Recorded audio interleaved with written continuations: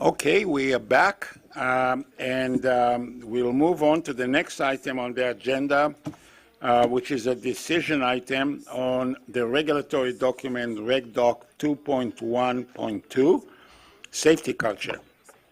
This is outlined CMD 18 M11 and M11.A. I understand that Mr. Lamar will make the presentation. Over to you. Merci, Monsieur le Président. Bon après-midi aux membres de la Commission. Mon nom est Greg Lamar. I'm the Director General of the Directorate of Safety Management. With me here today are, beside me, Mr. André Bouchard, the Director of the Human and Organizational Performance Division. Beside Monsieur Bouchard is Ms. Karen Owen-Whitred, who you heard from this morning, the Director of the Regulatory Framework Division. Behind us, Dr. Tanya Hewitt, Human and Organizational Factors Specialist, and other CNSC staff who are available to support and answer any questions that you may have. Before we get started, I'd like to disclose an error that was made in the CMD, and it's at two different sections. I'll point you to the executive summary on page 7, and I'll allow you just a minute to get there. It's the same error in both sections, but if we go to the executive summary on page 7, and it's the third paragraph from the bottom, the paragraph that starts if REGDOC 2.1.2 is published. So it says there, CNSC staff anticipate Class 1 nuclear facilities and uranium mine and mill licensees may have to modify existing safety culture assessment and improvement tools.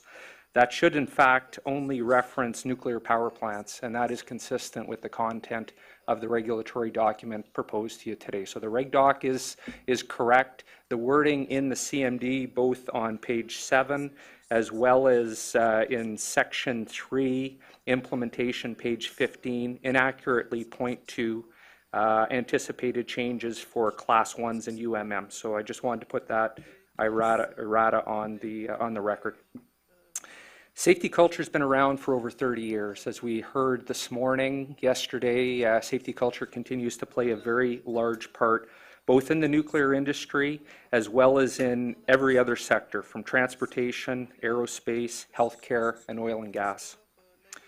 Over the years, the CNSC has played a key role in the evolution and maturing of this subject area. Today we're here to open a new chapter in this evolution with the presentation of a draft first regulatory document, REGDOC 2.1.2, Safety Culture. I'll now turn the presentation over to Ms. Owen-Whitred to continue. Thank you. For the record, my name is Karen Owen-Whitred, Director of the Regulatory Framework Division.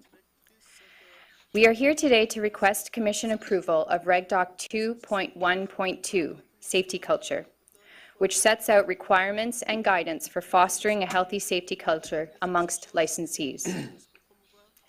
CNSC staff recommends that the Commission approve REGDOC 2.1.2 because it makes a significant contribution to enhance nuclear safety in Canada.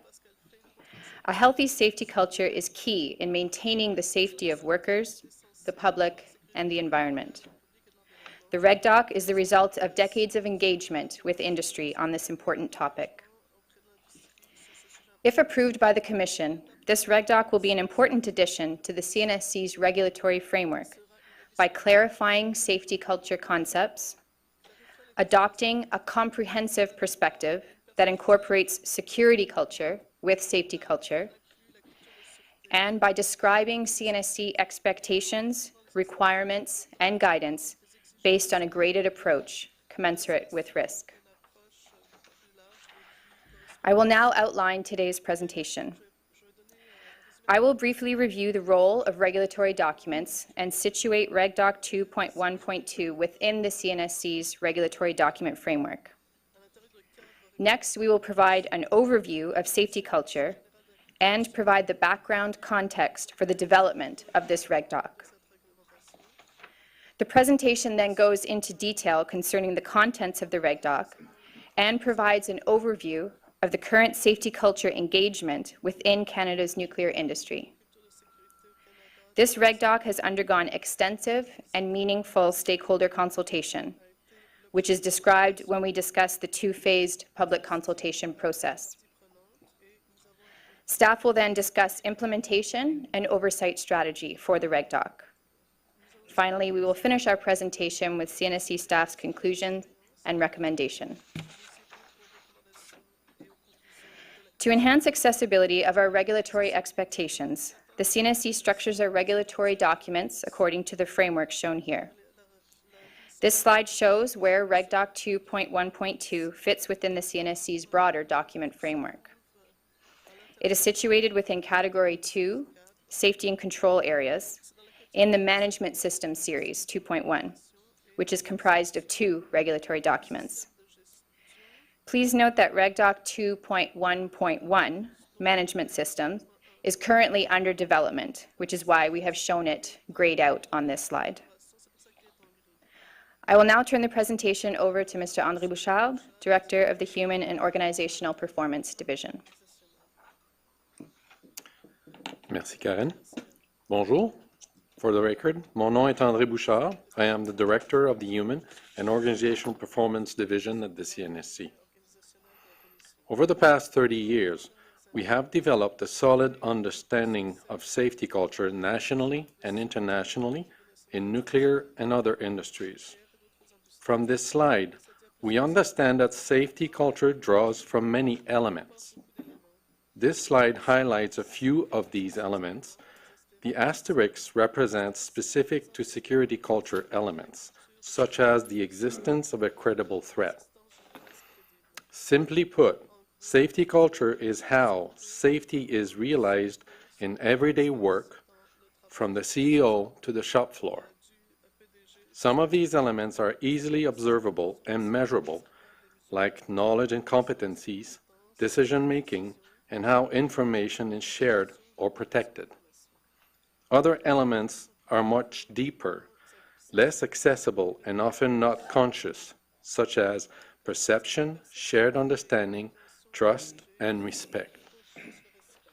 Often, we're not aware of how safety culture influences our thoughts, behaviors, and performance.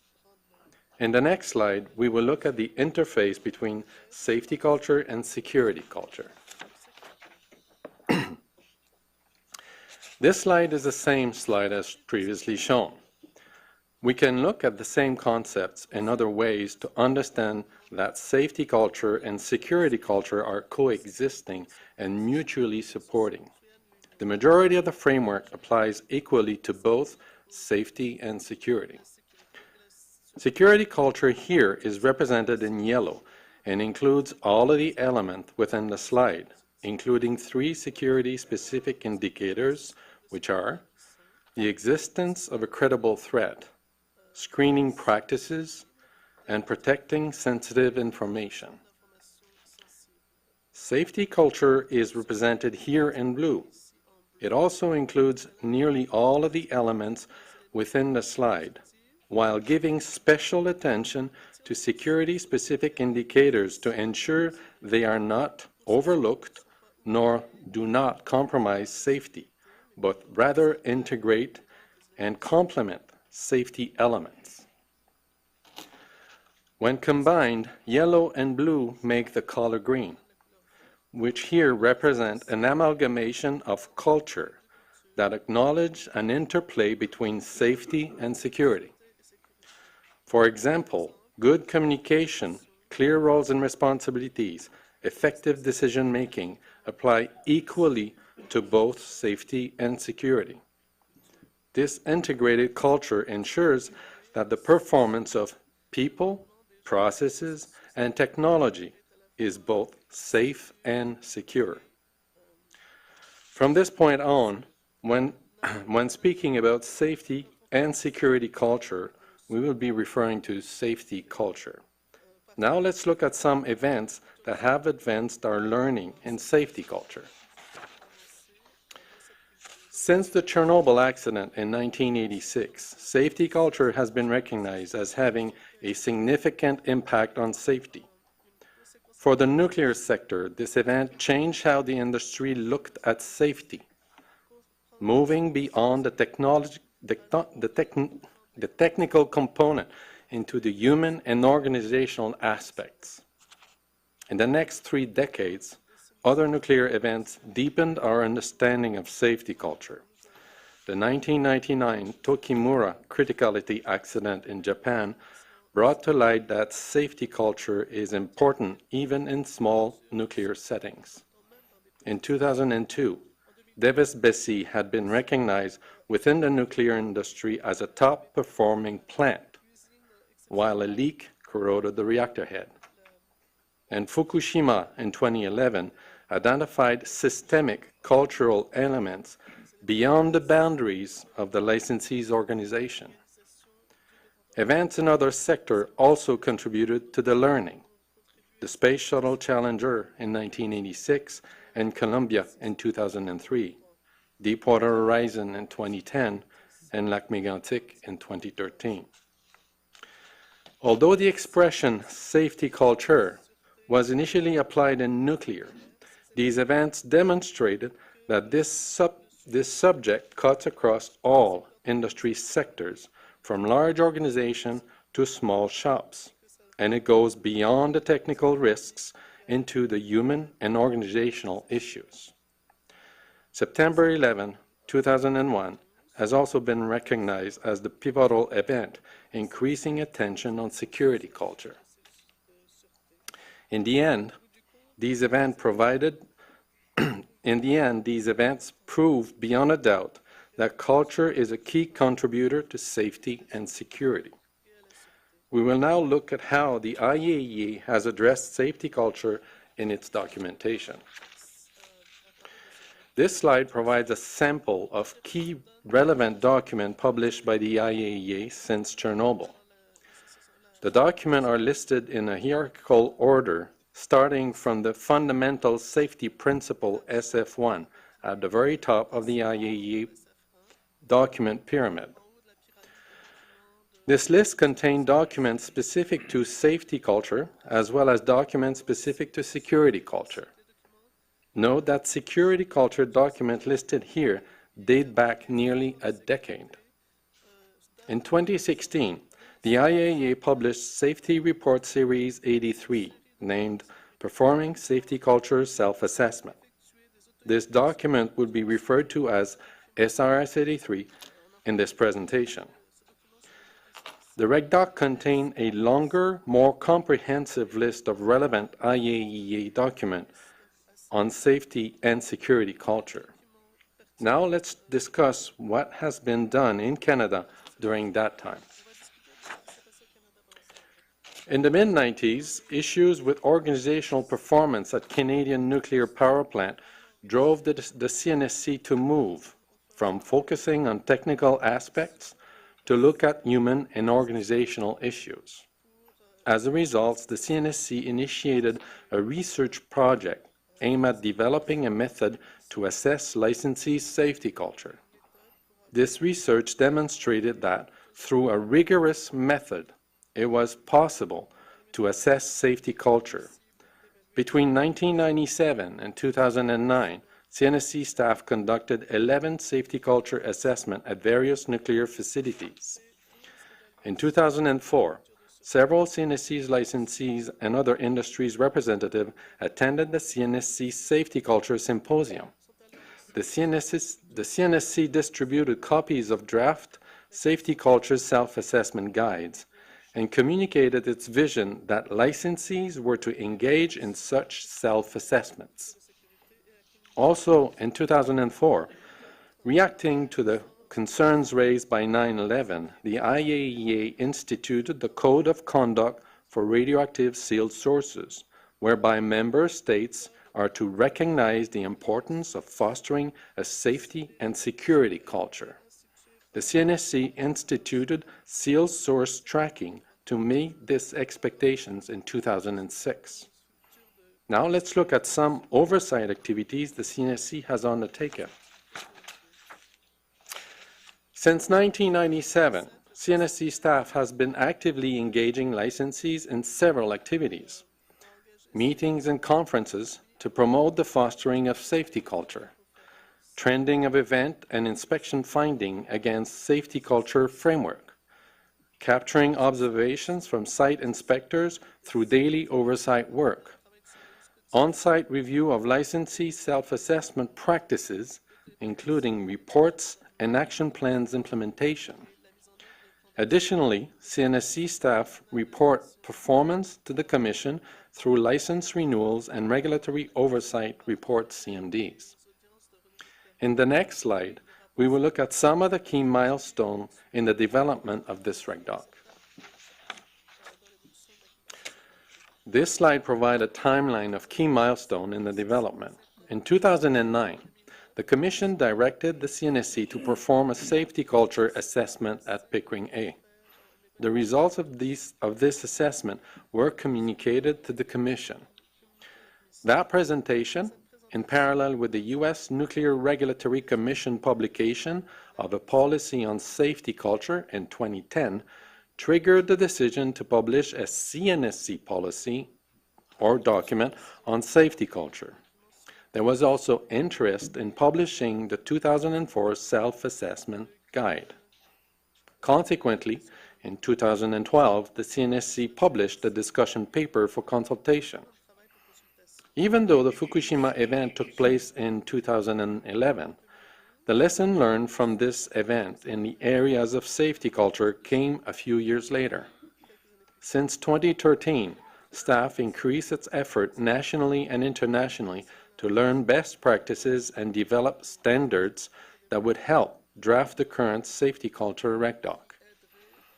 In parallel to this effort, Canada ratified the Convention on the Physical Protection of Nuclear Materials in 2013. This convention identified fundamental principles which includes security culture. In 2015, Canada hosted the International Physical Protection Advisory Services IPAS mission. The mission report contained recommendations suggesting that the CNSC should consider using the development of its REGDOC-2.1.2 on safety culture as an opportunity to explicitly refer to nuclear security culture and its importance. And for licensees should consider formally enshrining the importance of nuclear security culture. The CNSC's response to the IPAS mission was to use REGDOC 2.1.2 to address these recommendations. In October 2017, the Class 1 and uranium mines and mills regulations were amended.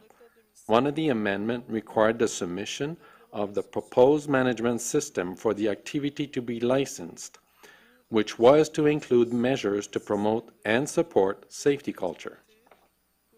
Let's move from the history now of safety culture to what is being proposed here today. Staff is recommending a policy-like approach.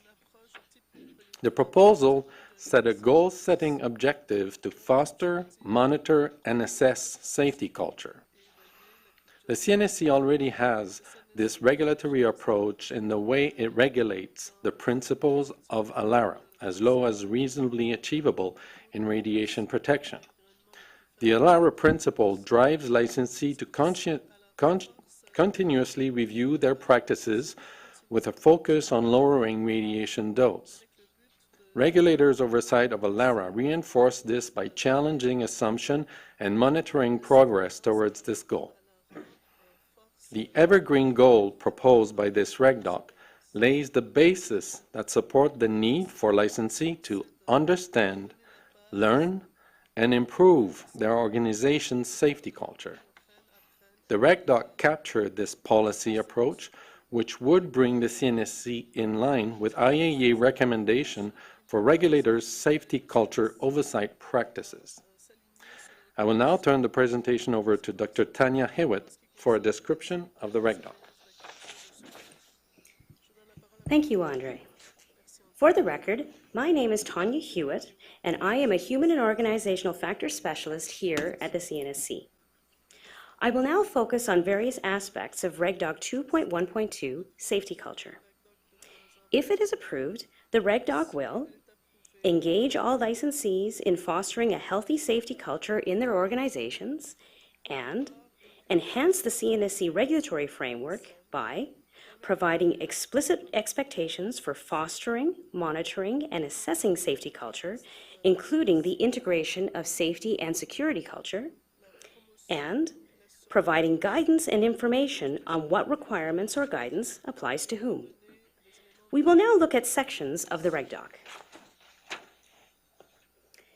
REGDOC-2.1.2 has 3 main sections.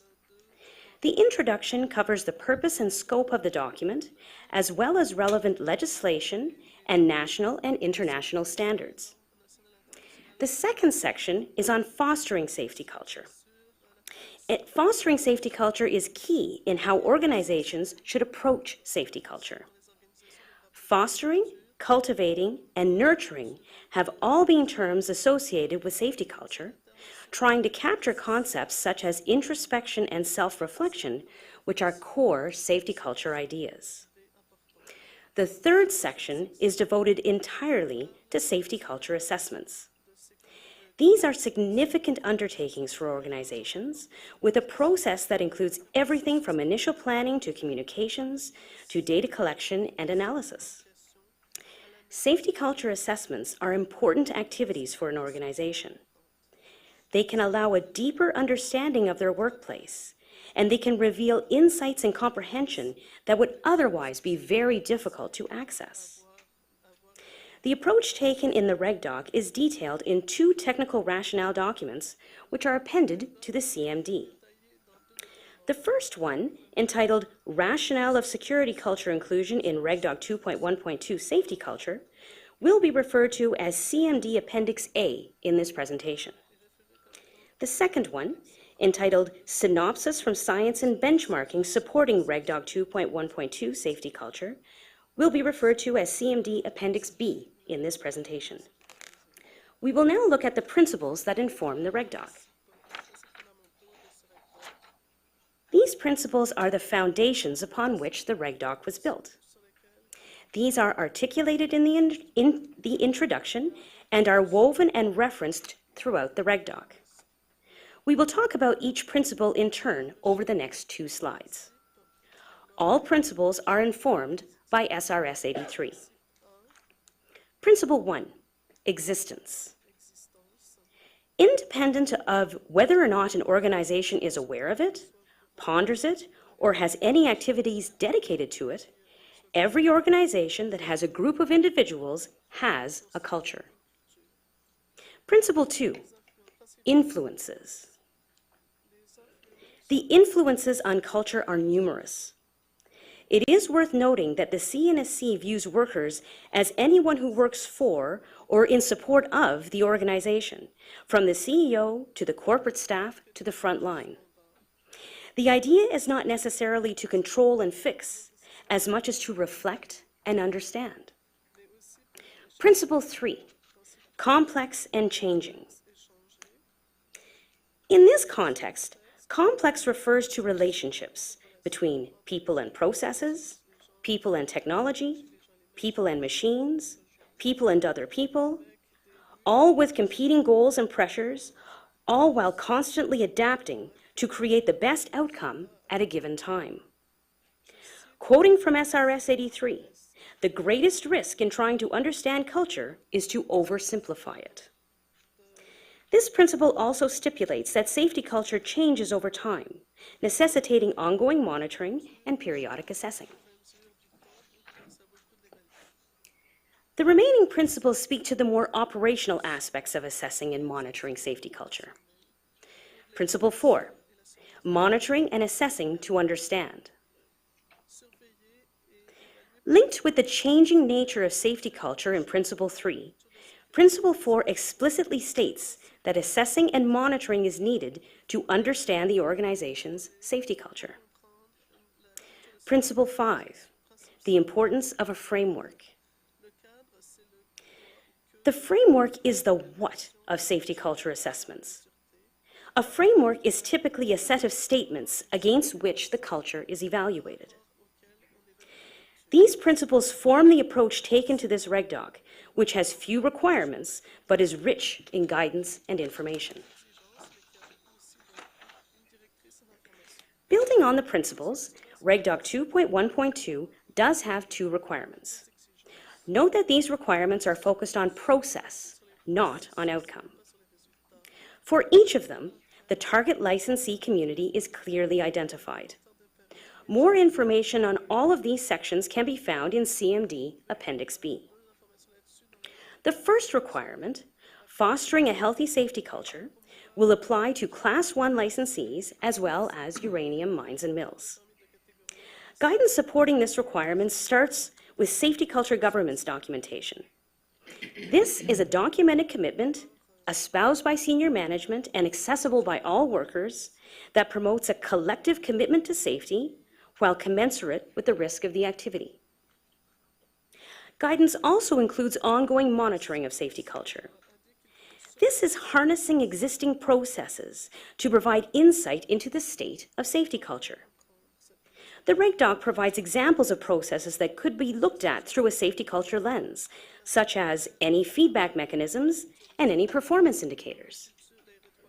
The maturity model in Appendix B can be a useful tool to help with fostering safety culture. Following a risk-informed approach, the requirement to conduct comprehensive, systematic, and rigorous safety culture assessments at least every 5 years is applied only to nuclear power plants. There is ample guidance supporting this requirement. Section 3 of the REGDOC covers the how to assess safety culture, specifically the process and the data collection methods in some detail. This section is grounded in SRS 83. The goal of such assessments is to provide an organizational mirror and allow deeper insights, self-reflection, and overall learning. The first appendix of the REGDOC is the Safety Culture Reference Framework. Licensees are free to use whichever framework they choose, so as long as a mapping to the reference framework in Appendix A is provided. In the reference framework, the first level is the 5 IAEA characteristics, which have been in use for decades. Below the characteristics in the reference framework is a further level of granularity called indicators, most of which are also based on those of the IAEA. 3 security-specific indicators on the existence of a credible threat, screening practices, and protecting sensitive information are also included in this framework. The maturity model in Appendix B can be a useful tool to help with assessing safety culture. For safety culture, compliance is merely a starting point. Next, we will look at the engagement of various licensees with respect to these requirements. Many Class 1 and uranium mines and mills have or are in the process of developing the basic building blocks of fostering safety culture. This is largely because CSA Standard N286-12, Management System Requirements for Nuclear Facilities, is already in or is in the process of being added to their license condition handbooks. Section 4.2 of this standard explicitly mentions recognizing the importance of and monitoring safety culture through the management system. Power plants use an industry publication on safety culture monitoring panels to realize ongoing monitoring of safety culture. Regarding the safety culture assessment, all power plants have processes to assess safety culture and all specify a frequency. While not a requirement for non-NPPs, some other licensees also have processes to assess safety culture. So the basic building blocks are there. The existing methods and processes can be enhanced by looking to best practice, such as SRS 83, and collaborating across nations and industries. There are a growing number of meetings and documents being written on safety and security culture where researchers and practitioners share best practice. Overall, the Class 1 and UMM licensees are at a good starting point with the basic building blocks already in place. REGDOC-2.1.2 will provide a mechanism for ongoing improvement. REGDOC 2.1.2 is meant to be useful for all licensees, including nuclear substance and Class 2 licensees. For this cohort of licensees, REGDOC 2.1.2 provides foundational information with ample reference to SRS 83, as well as many references to learn more about safety and/or security culture. Additionally, Appendix C on specific behaviors describes how various indicators may be realized in practice. It provides a useful tool for formalizing safety culture concepts. For example, a pilot project in Class 2 has made use of Appendix C already for a subset of licensees, namely isotope production facilities.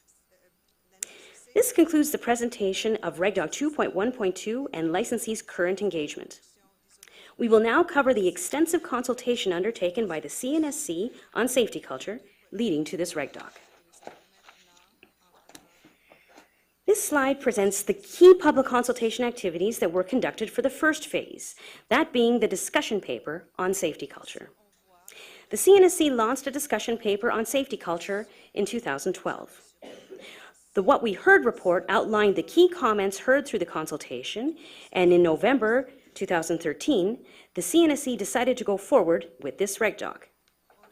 The development activities for the REGDOC included, for example, technical discussions with the IAEA, other regulatory bodies, industry partners, and with other countries from 2013 to 2016. In September 2016, the draft REGDOC 2.1.2 was published for public consultation. This slide presents the key public consultation activities that were conducted for the second phase, that being REGDOC 2.1.2. The first activity was a 127-day public consultation period on the draft regulatory document. The CNSC received 169 comments from 13 respondents, all from industry and unions, during this period. Most of these submissions opened with expressing the importance of safety culture to their organizations.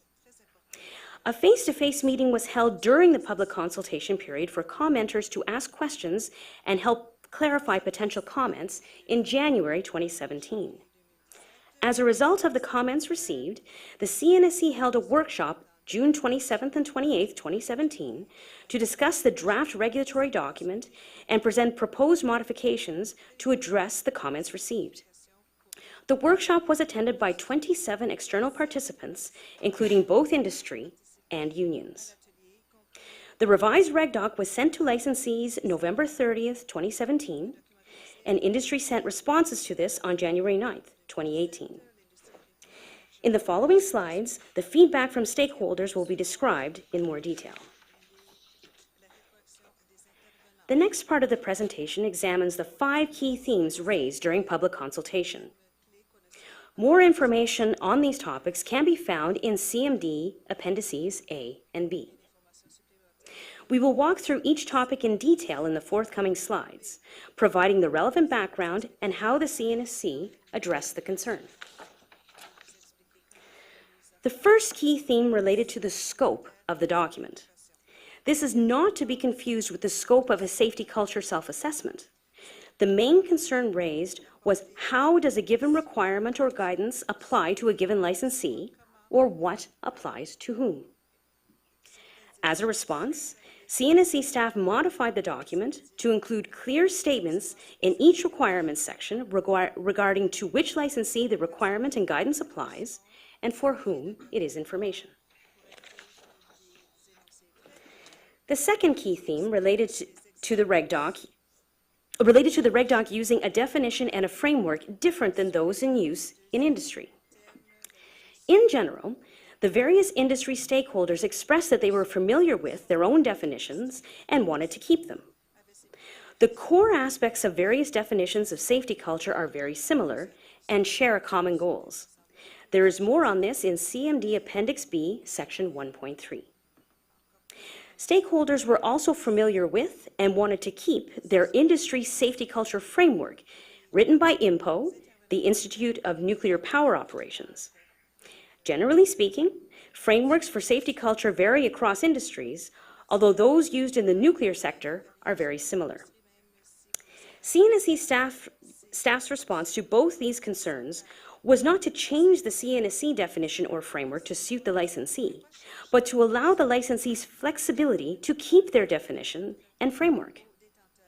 licensees will need to map their framework to the reference framework in the REGDOC so as to ensure that this flexibility still meets the intent of the REGDOC. The third key comment was on the inclusion of security culture with safety culture in this REGDOC. The concerns with the inclusion of security culture were twofold. Firstly, stakeholders perceive that security culture and safety culture are separate concepts, and what is applicable to one concept is not necessarily applicable to the other. Secondly, stakeholders express that the term security culture is not as mature a concept within the nuclear industry as safety culture, so it would not be reasonable to have the same regulatory expectations. Security culture, and why it needs to be integrated with safety culture in this REGDOC, is treated in depth in Appendix A of the CMD. In short, safety and security culture need to coexist and are mutually supporting. For the areas that are in opposition, it is all the more reason to treat both safety and security simultaneously, as the tendency of one area, such as safety and the freedom to share information, will infringe upon the other area, such as security and the need to know. Not recognizing these potential conflicts and not mitigating them ahead of time could lead to problems for either safety or security or both. CNSC staff introduced text to clarify the relationship between safety and security and revise the framework to recognize the similarities in safety and security in most of the indicators, revealing only 3 that are unique to security: the existence of a credible threat, screening practices, and measures to control information. CNSC staff also stipulated in Section 3.2 of the REGDOC, preparing for the safety culture assessment, that licensees may choose to undertake separate security culture assessments from their safety culture assessments. The fourth key comment was on the periodic safety culture assessments. As there were many comments on this topic, the fourth key comment will span 2 slides.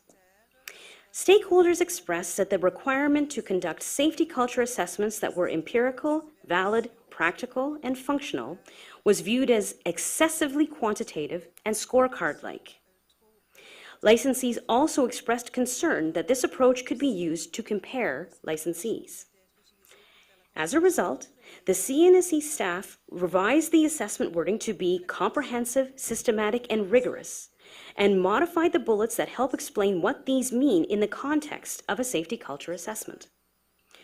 Overall, the approach was explained to be robust, using both quantitative and qualitative methods to arrive at a credible and trustworthy mirror of the organization, one that is not overly subject to bias or problematic data collection and analysis.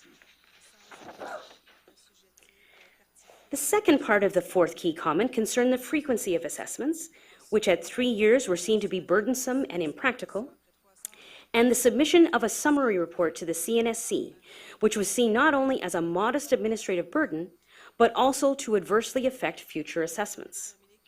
The latter needs further explanation. Safety culture assessments depend upon people feeling safe and secure in sharing their opinions about their organization. This demands a very high level of trust between the assessment process, including how this information will be treated, and the participants.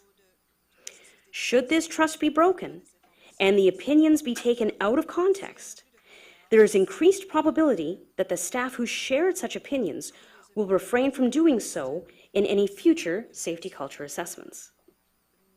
Regarding the frequency, CNSC staff changed the requirement from 3 years to at least once every 5 years, with guidance that they should be carried out as operational needs dictate.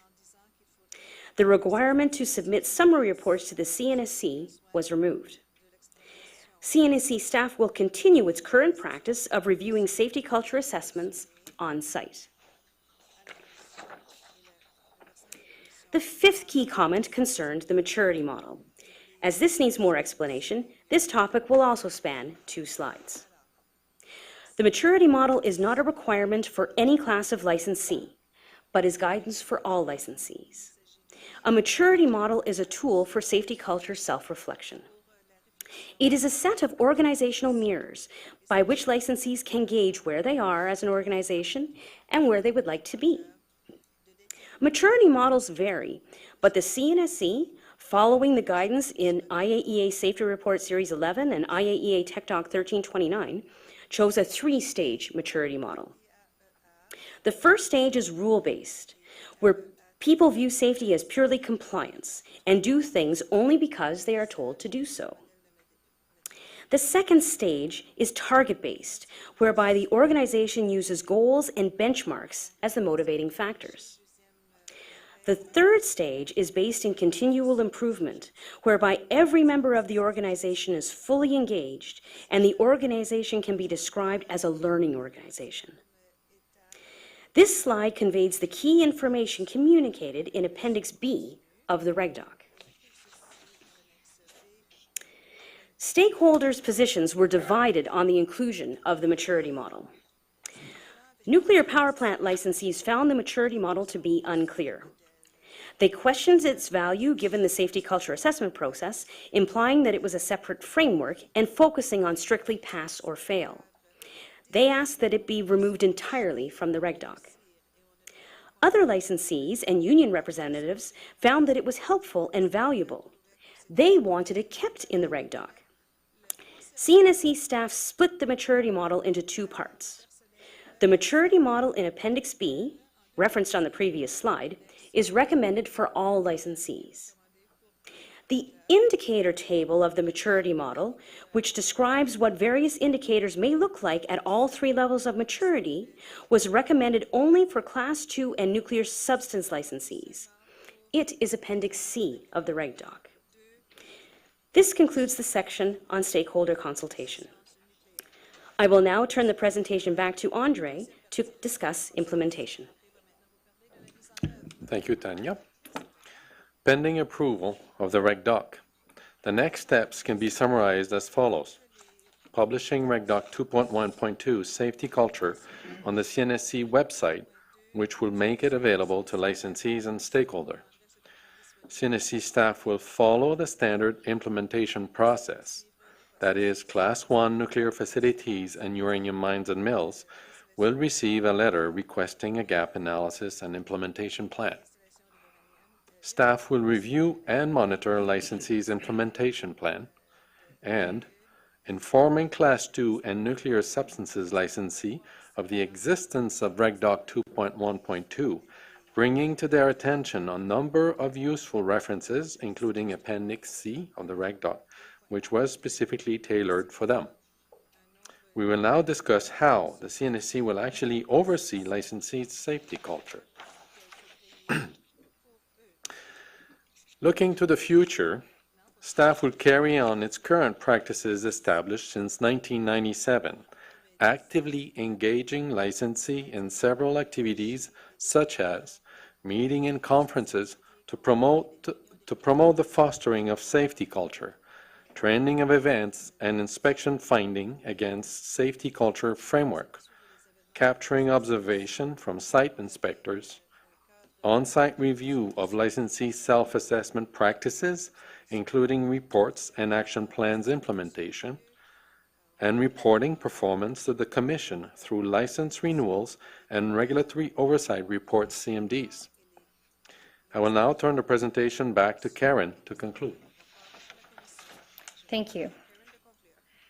In summary, REGDOC 2.1.2, Safety Culture, is an important document in helping to ensure that Canadian nuclear facilities continue to remain safe and secure. It furthermore helps to ensure that the managers of nuclear facilities and their respective staff continue to be collectively engaged in fostering healthy safety cultures in their organizations. The document builds on the CNSC's extensive knowledge and experience in this area. It is aligned with national and international practices and has been developed through benchmarking, research, and extensive public consultation. The REGDOC engages both those stakeholders experienced with safety culture and those new to the formal topic area in fostering, monitoring, and assessing safety culture. The document assists licensees in seeking continual improvement of safety performance. To conclude, if approved, REGDOC-2.1.2 safety culture will improve clarity and strengthen the CNSC's regulatory framework. Based on our conclusions, CNSC staff recommends that the Commission approve this regulatory document. We thank you for your attention and remain available to answer any questions you may have.